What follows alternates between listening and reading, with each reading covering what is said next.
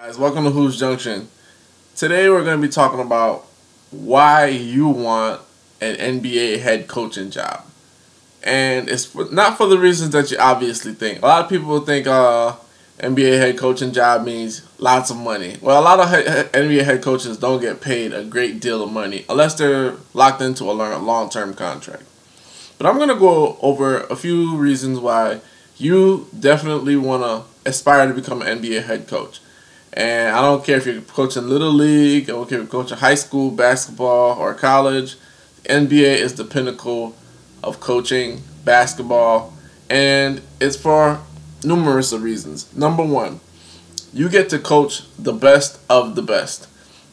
Now, when you're coaching the NBA, there's nothing like it. You're coaching against the best minds. You're coaching against the best players. You know, imagine Phil Jackson when he had to coach against George Karl in NBA Finals. I mean, just the chess matches that were taking place. You know, George Karl allowed Gary Payton to guard Michael, kind of slowed Michael down a little bit. But then, okay, Phil was saying, okay, well, you want to do that? I'm going to have Michael guard Gary. And there was a few times where Michael actually shut Gary down, and Gary didn't score after a certain amount of quarters. So just the chess matches that you get to do, and you're going against the best of the best. Just little adjustments. Like an NBA Finals, Steve Kerr went with a small lineup. Just those little chess pieces and chess matches that you get to engage in. That's wonderful within its own. That's amazing. That's incredible. That's something that you want to be a part of. And you're coaching the best players. You don't have to deal with people missing layups all the time or people missing like a lot of wide open shots. You know, usually when you coaching the lower ranks, your shooting percentage isn't as high, the athleticism isn't as high, and just the talent pool is not great. So yes, you are coaching kids or you're coaching other professionals, but they're just not as great as athletes and players as they are in the NBA. All right, and getting that out of the way, number two, you get to teach. Yes, teaching. As an NBA head coach, you get to teach. And it is very rewarding. I mean, you can ask the teacher why they do it, because they, you know, when the teacher teaches, they don't even get paid a great deal of money. But they just love teaching because they get to show somebody something new. And even look at it in this perspective. Think about a parent that teaches their kid how to walk or talk or ride a bike. Even though the kid is really, really happy that they were able to do those things, the parent is even happier because they taught the kid how to do it. And when you think about teaching in the NBA, you're teaching your players, so to speak, how to take their first steps. You know, how to run the play the correct way. And when you get to watch that unfold live and in the game, it's very rewarding. It's like, okay, yeah, we practiced that, and this is what he's running, and this is how it came about, and this is what we did. So that within itself is very rewarding. It's something that nobody could take away from you. It's a feeling of euphoria. You get to explore these actions and situations with your players and just things that you rehearse. And that's really, really great. It forms a bond between you and the player, which goes into number three.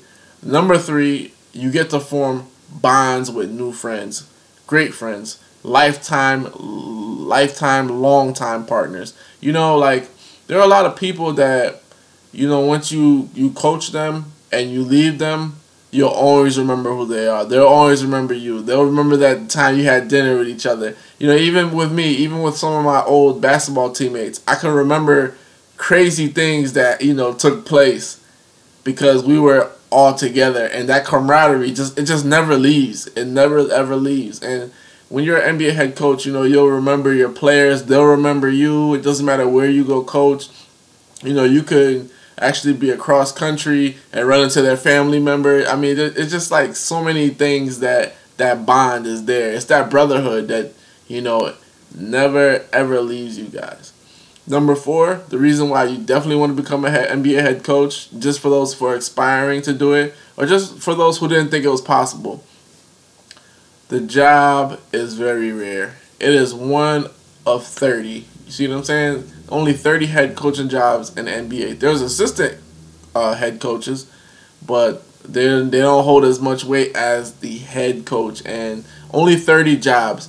So once you coach in the NBA, that leaves with you for the rest of your life. So wherever you go, let's say head coach of, whoever, Minnesota Timberwolves, head coach of Miami Heat, and that always stays with you. It's sort of like being a president. Once you're a president for life, and that always, leaves with you. So, when Barack Obama leaves office, it's always going to say President Barack Obama. Bill Clinton, President Bill Clinton, former President Bill Clinton. That moniker always stays with you, and it holds a lot of weight. Number 5, the reason why you want to definitely become a head coach is the career opportunities are endless. Once you become a head coach, you could actually stay and become a head coach. You could stay and be the head coach. You could actually get hired by other teams and pursue that avenue. You could become a GM like Phil Jackson. You can also become an NBA analyst. You can host your own radio show. There's just so many avenues because everybody wants a piece of your knowledge. Everybody wants to know what you're thinking about those plays. Everybody wants to know how you feel about that because you coach in the NBA, you have that experience, and it's something that everybody wants to tap into. You can even become a commentator like Hubie Brown. Hubie Brown became an NBA commentator. So just and think about it. Waking up to go do something that you love because you used to coach the NBA. It's great. And that goes to number 6. Number 6 is this. You get to become an NBA head coach, which means that you get to have an awesome job that is exciting. Not many people can say that they travel every day for work. Not many people can say that they play with the coach and play against the elites in life. Not many people could do that. But as NBA head coach, every day is something different. It's something new. You're traveling somewhere new. You're practicing somewhere new. You're learning different plays. You're learning new players. You're learning tendencies. So there's never a dull moment when you're on the job. So you always got to be on your job at all times. Number 7, I would say compensation.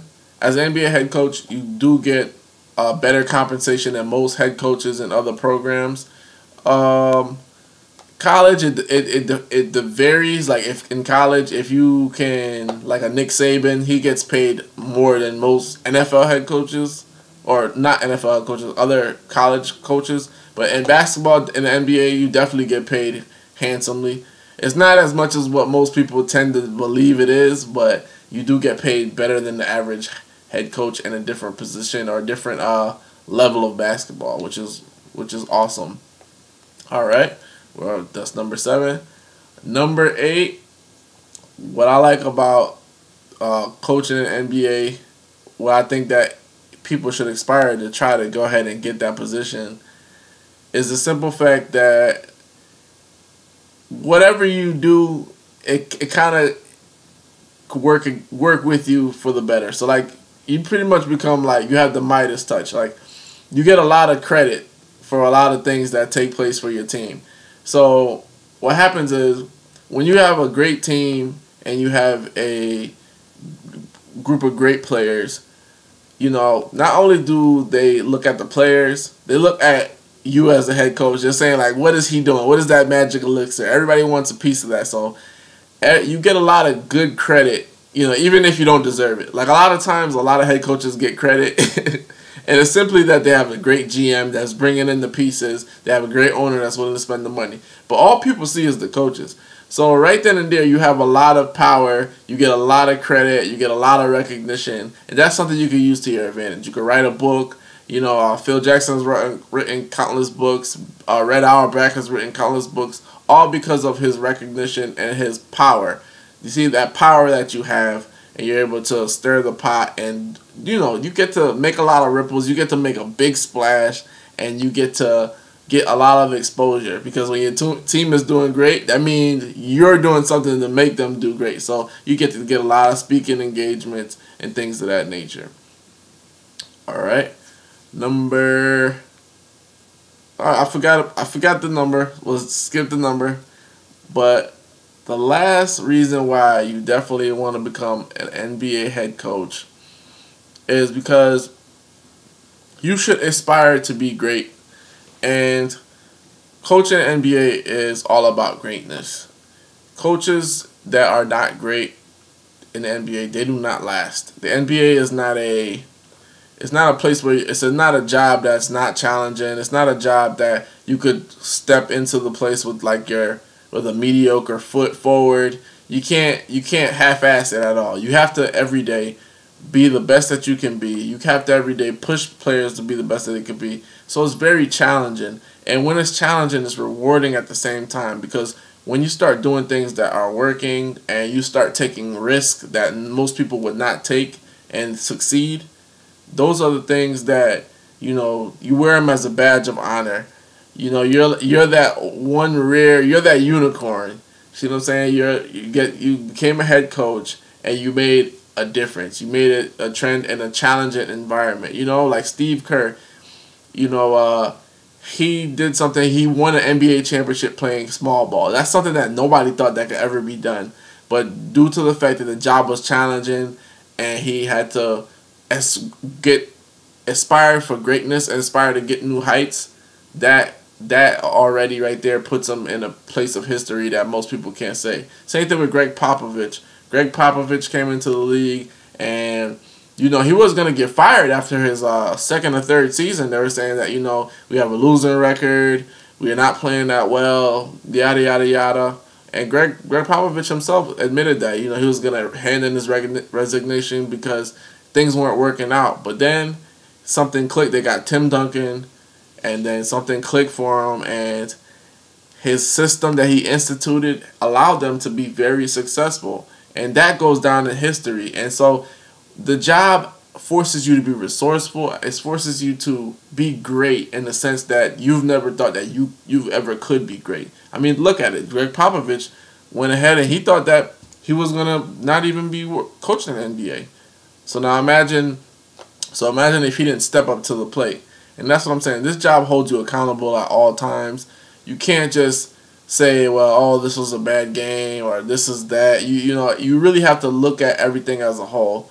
And that's what I like about coaching and teaching in the NBA. I think that's a great job for someone to aspire to try to get. I mean, it's very tough, but I know that if you want to do it, you can do it. You know what I'm saying? So there's a lot of things that, we all want to do that we do go ahead and do. We want to go out, we go out. We want to buy a pair of sneakers, we buy a pair of sneakers. I think if you want to become an NBA head coach, start training from now, start reading up on basketball now, start getting your scouting reports ready, start hitting the pavement, because once you get that job, it's very rewarding and something that you'll always carry with you for the rest of your life. Let me know what you think. Do you think that you would want to get an NBA head coaching job? And if you were a head coach, what kind of system would you run? What kind of coach would you be? Would you be a hard-nosed coach, rule with an iron fist, or would you be more laid back? I want to hear from you guys. Hoops Junction, where hoops meets hoopla. Like, comment, and subscribe. Peace.